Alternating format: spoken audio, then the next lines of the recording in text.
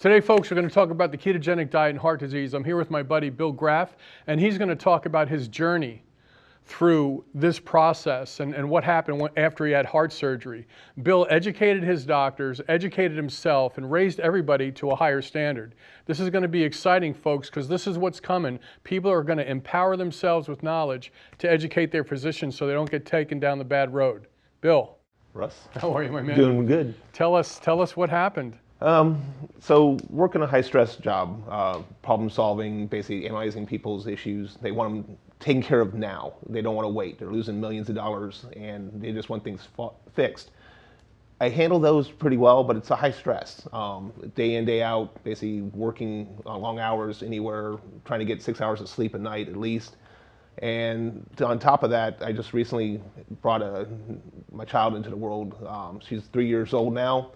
But that first year that she was around, I was not only carrying the job, but I was taking care of her as well. My wife was still working at that time, and I basically was also going through some transitions at the job where they were moving a new direction. So you're in a new job and you're a new dad. Yeah, same job, but basically transitioned at the spot. So at that point, what happened is I was a lot of uncertainty. First time being a dad, not sure what to do with that. Right. Jobs changing, people are leaving, who knows what's going to go with that. Understood. So at that point, I just kind of dug into it. I basically said, all right, you know what? Never really watched my health before, but I really let it go this time. I was drinking coffee every single morning, 4 or 5 cups, keep on going, working till 2 o'clock in the morning, wow, and just churned it out. And the body was telling me there was problems, but I was ignoring it. I could feel it, but I was like, no, what? That's nothing. And all of a sudden, I woke up one morning and I was like, okay, something feels strange, but didn't pay attention. By noon, felt a pain in my chest. Oh boy. And it was right after lunch. And I was like, okay, maybe it's indigestion. A couple minutes went by, went away. I was like, I'm golden, go back to work. And next thing you know, that whole night, I was kind of up and down, hot sweats. Woke up the next morning, my blood pressure dropped to like 105. Wow. Now, today, that's normal. But back in those days, my blood pressure was easily 138, 140. Doctors always considered high, but it was normal for me. It'd been that way for years. And when it dropped to 105, I got concerned, right, walked myself into the ER. Doctor's like, okay, we'll see you, sat me down. And then finally, when they basically cleared a spot, brought me in, and they're like, we think you had a heart attack, and as soon as that word came across, boom, they checked me in. Wow. And that whole morning, I'm like dealing with the fact that they're pumping me full of fluids because apparently I was dehydrated from all the coffee and ignoring my health. And when they checked me in, they're like, yeah, we think you had a heart attack, rushed me down to the hospital, that they were going to do the surgery. When they went in, they actually went in to basically look at putting a stent in, found a blockage. Wow. 100%. 100% 100% blockage on the right side. So at that point, I was still getting blood going through the system, but I had 100% blockage in my... and you didn't have any dying of the heart muscle? Nope. That's truly amazing. No scarring, no issues. Everything else, the heart was perfect. And in fact, when I got out of the surgery, before I even got rushed up to the back to the recovery room, I was asking the doctor, I said, what else did you find? And he's like, nothing. It was only in the one part of my heart that was 100% blocked. No other buildup, no scarring, nothing. Wow, that's good. And I'm like, how could that be? Right. That was the part that kind of confused me. Being a problem solver, I'm like, wait a second. You're telling me my cholesterol is high, you're telling me I got high blood pressure, but everything in my body's fine, no residuals except for that one spot. And that's when we were sitting around one night and got to talking to you and we was telling you a story. And you're like, I've seen this before. Oh, okay. And that's when I was basically started reading, doing some research, looking into things a little bit more, reading about research that you've done. We've shared information. Yeah, folks, that's what we did. I was sharing information with Bill right after his heart attack. Heart disease, when your arteries get blocked, it's multifactorial. It comes from a bunch of areas. Cardiologists don't understand these areas, so I'm thinking, okay, I have to educate Bill, and then he has to take this information to the cardiologist who You know, those guys don't want any new information. Yeah, that's actually very true. When I went through that, and I'd been basically on their treatment after their heart attack for roughly about 8 months. Right. And they had me on the blood thinners, and they had me on statins, and they had me on all the medications. And at the time, you know what, doctors know best. Right. And they do. There's some out there that have a lot of good information. But what was happening is, as I started getting more of this information, started doing research, at that point, I became more educated on the damages it could be causing. And one of the things that came to bite is I actually started losing my memory to the point where all that troubleshooting, things that I basically was keeping in my mind, constantly being able to track, I was losing that. I was losing that edge. And folks, this is a common symptom that happens with cholesterol-lowering drugs. You could get a book called Lipitor, The Thief of Memory, that was written by a NASA flight surgeon that had the same symptoms as Bill. If our brain is made up of 60% fat and you're on a cholesterol-lowering drug, it's going to damage your brain chemistry. And these are some of the symptoms that I alerted Bill to, and some of the things he started questioning his cardiologist about. So this is fascinating. So at that point, I was like, all these things were kind of slipping away from me. And I was like, all right, you know what, cold turkey. I just knocked off all the prescription drugs, got rid of them. And at that point, that was when I basically started also doing research on the ketogenic diet. Right. Started off slow, and it was things that we had discussed where, hey, take it slow, don't rush into anything, don't basically jeopardize the body. And I actually just started off putting coconut oil in my coffee in the morning. And at that point, from there, added butter and basically got into that, drinking that every morning. So now all your cardiologists think your condition came from high fat, from a high fat diet, Oh, yeah. and it didn't. I'm telling you now to put fat into your diet and showing you the research. Exactly. And this is where the medical system has it wrong. Folks, when DNA unzips on a cellular level, you need essential fats, essential amino acids. You don't need essential carbohydrates. And this is where the breakdown is. So as long as we follow the biology, as long as Bill understands this research, he was able to take himself out of a really bad treatment protocol. And look how many people out there are on cholesterol-lowering drugs that are damaging their brain now. This is why his information is so valuable. So, interestingly enough, that was my slow step into the ketogenic diet. And somewhere along the way, I woke up one night, and it could have been something with work, it could have been something at home, don't recall what it was, but I woke up with these hot sweats. Oh, I remember that. And I'm sitting there, I'm like, what the heck's going on?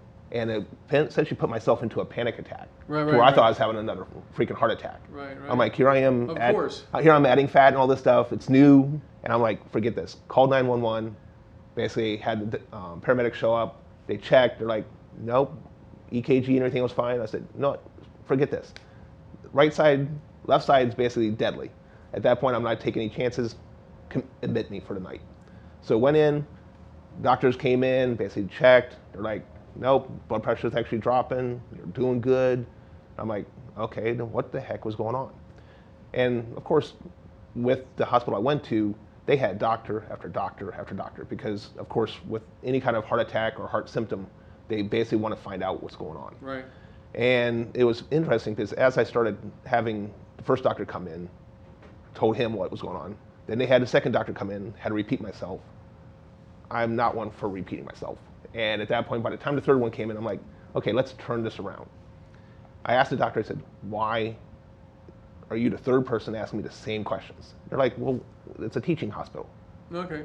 And I was like, okay, problem solving goes into play. I said, how about we teach each other? You teach me what you guys are learning, because by the time I got to the third one, we were into the residents. And come to find out that the residents are actually learning about some of these protocols. They're learning about the ketogenic diet, learning the fact that basically the statins and some of these things basically have certain side effects, and they're actually teaching this apparently in the schools. Nice. But it's not commonplace. Okay. And that particular resident, we shared some information back and forth, we were talking about what I was doing. And then what was real cool is the fourth one that came in was able to teach them based off of what I learned from the last conversation. I got you. So it progressed that way throughout the entire time to where I was actually in the hospital for that stent for 24 hours. They just kept me on watch, didn't want to send me home too early in case there was something. Taking blood work, Everything subsided. Actually got my meals, and of course, threw out all the carb stuff. Basically, took the fat, got extra butter, and the person's like, "Aren't you in here for heart?" And I'm like, "Yep, I'm taking care of it." So Right. got through all that and got sent home, and then it was just a follow-ups with my cardiologist and my primary. And that was where things really got interesting, because the fact that I never told them that I was doing the ketogenic diet, but what they were seeing is the results. They were checking the blood work. They were checking and basically seeing where everything was going. You're doing great. And you're doing It great. must be that It must be cholesterol because, and the thing is, I'm not even on it. So they knew that at that point I wasn't on it, and that was when I went to my cardiologist, and he's like, "Are you still taking the statin?" I'm like, "No," and he's like, "What?" I said, "No," and he's like, "Well, you need to be." I said, "First of all, it was making me brain dead." Right. I said, "You're not going to put me on this." He's like, "Okay, well, monitor it for 6 months and see what's going on." So recently, went and followed up with him, and at that point, he's checking my blood pressure. It's sitting at like 115 in the middle of the afternoon. Everything's good. The only thing on my blood work he could complain about was the cholesterol. And I said, "So what's your point?" And he's like, at that point, he's like, "No, we need to try some red rice yeast since you don't want to take the statins. You've got to try this. We got some new drugs coming out." And I said, "No." I said, at this point, unless you can show me that that cholesterol is killing me, which I doubt it is, I'm not going to do it. And that's when I basically told the cardiologist, I said, "Treat me if I have a heart attack, treat me if I have a problem, but leave my cholesterol alone." And at that point, they are resistant to that because, again, that's what they're being taught. Yeah, for 50 years we thought cholesterol was bad. Cholesterol surrounds every lipid bilayer in every cell of the body. Cholesterol is the first steroid that makes all our hormones in our body.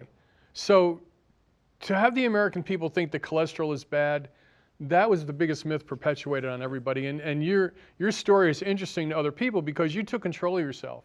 You actually went into these cardiologists who in some areas are considered deities, and you said, "No, I'm not doing this." And that wakes them up. Well, that's a sign of things to come, because more and more people are going to see this video and see what you've done, and they're going to put the brakes on these drugs that may be damaging their brain. Exactly. And that was the biggest thing, is the fact that once I got off the drugs, got off the prescriptions that were there, and by that point, when we first started talking, the course of basically the blood thinners had already ran its course. And basically at that point, they were just wanting to make sure that the tissue around that stent healed itself and everything was good. So at that point, got rid of all the prescriptions, basically increased the fat in my diet, got on the ketogenic, and with that, I've actually lost weight. I basically was, at the time, 250. I'm down now to about 214. Wow, that's good. So basically lost that, basically lean muscle mass, good shape, basically got the energy to keep up with my daughter, sleeping well at night. So at this point right now, I got all the energy in the world to do what I want to do. What people don't realize is that when we optimize your testosterone level, when you have a stent put in the artery, when you have a stent put in a blocked artery, actually the stent placement could damage the artery, and the artery could get reblocked. That's called restenosis. So when one of my triathlete buddies had a heart attack 10 years ago, which baffled everybody, we knew where it was coming from. He had low testosterone, elevated cortisol, they inserted a stent. Well, I developed a restenosis protocol that after a stent is put in, to keep when an artery gets reblocked, that's called restenosis. So by us optimizing your testosterone levels and optimizing your nutritional levels and you going on the ketogenic diet, that's going to prevent that stent from closing up. And that's another area that the cardiologists are not aware of that keeps us on the tip of the spear. Yeah. And the thing is, it's funny right now because all he focuses on, and both my primary and my cardiologist right now, is that cholesterol number. They all focus, yeah. That's all they focused on. And when we did the blood work and got the entire panel, everything they look at, and that was the interesting part about it, is the fact that if it was within the range that they had on the chart, it was ignored. I'm like, well, why is it low? Why is this off? Why is this not middle or above? And those were ignored. That's some of the dialogue you and I had. Yeah. We are all biochemically unique, and they've got you in ranges. So if your testosterone level goes from 200 to 1,000, and you're at 300, they go, "Oh, you're fine." But in reality, we know that if we optimize testosterone above 500, it releases a gas from your arteries, your heart arteries, called nitric oxide, and keeps your arteries dilated. So this is what they don't know. They just, with 4,000 hours of training, they're only focusing on cholesterol. Yep. We know that blockages in the heart, the endothelial dysfunction, when the lining of the artery gets blocked, can come from homocysteine, can come from stress, can come from low thyroid, can come from low testosterone. There's multiple factors that they're not even testing right now. Exactly. One of the cool things about the ketogenic diet is we know that lipid subfractions, the small little marbles, not the big beach ball cholesterol molecules we measure, but the small little marbles, they come from high amount of carbohydrates and they truly block your arteries. So by doing, the advanced testing, looking at lipid subfractions, this gives us more shines more of a light into what's going on with each patient. And you did wonderful to take control of your health. And that was the other interesting. You talked about the little marbles and everything else, because the last visit I had with the cardiologist, I had to take charge of that conversation because he was focused so much on cholesterol and the high number. I mean, it was like 260 something, but he was focused on the high number. And I said, wait a second. There's studies right now that show that it's the size of the cholesterol molecules. It's basically small versus large and everything else. I said, do we not have a test for this? And I already knew the answer because I had already done the research. And he's sitting there, he's like, well, and he's fumbling around. I said, can you prescribe this and let me go have this test? And that way you can stop harassing me about my cholesterol? Right, exactly. And he's like, yeah, that's probably a good idea. And that's like, who's running the show here? Yeah, but what I'm saying is the future of medicine, Bill, exactly what you're doing. You and your doctor, whether he knew it or not, but you guys became a team. Yeah. You're bringing your research and you're sharing it with the doctor, and he was a nice enough guy to say, yeah, that's a good idea. 90% of the doctors would go, I'm the doctor. Yeah, exactly. Well, you better get ready because people are going to be educated just like you, and they're going to come in and ask the tough questions, and if their doctor doesn't play ball, they're going to get rid of their doctor and find somebody to do it for them. Folks, that's important. And that's the key. You're right. He's basically at this point right now, both my primary and my doctor, I'm keeping them informed, coming to them with the information, basically talking to them about all the stuff that I'm doing. That's good. Folks, this is really important. If you can think about it for a second, when you have a heart attack or you have heart surgery, that's probably one of the most scariest times in your life. And Bill, obviously, he's a very savvy guy. He knows a lot. And he was scared. When I first met him, he was really scared and didn't know what to do. But as I dripped the science on him slowly and started putting the real research into his hand, his confidence level started going up. He started thinking about the multifactorial approach to heart disease and not just focus on cholesterol. And as he was learning and our dialogue was going back and forth, he ended up coming to our doctors. Then he was able to hold his doctors to a higher standard, not being offensive, not being rude, but he had to take charge of his health because his physicians were not taking him, they weren't taking him down the right road. And look what he'd done on his own. He lost weight. He told the doctors about the subfractionalization of cortisol to get tested. Then he worked on his sleep. He started doing his nutrients. He put himself on a diet that's going to protect his heart probably for the next 30 years. And that's where medicine is headed, folks. Very savvy people like Bill are going to take control of their health, and you can learn from these stories. Thanks for telling your story, man. Anytime. Everybody and everybody has a story. Let us find out yours today.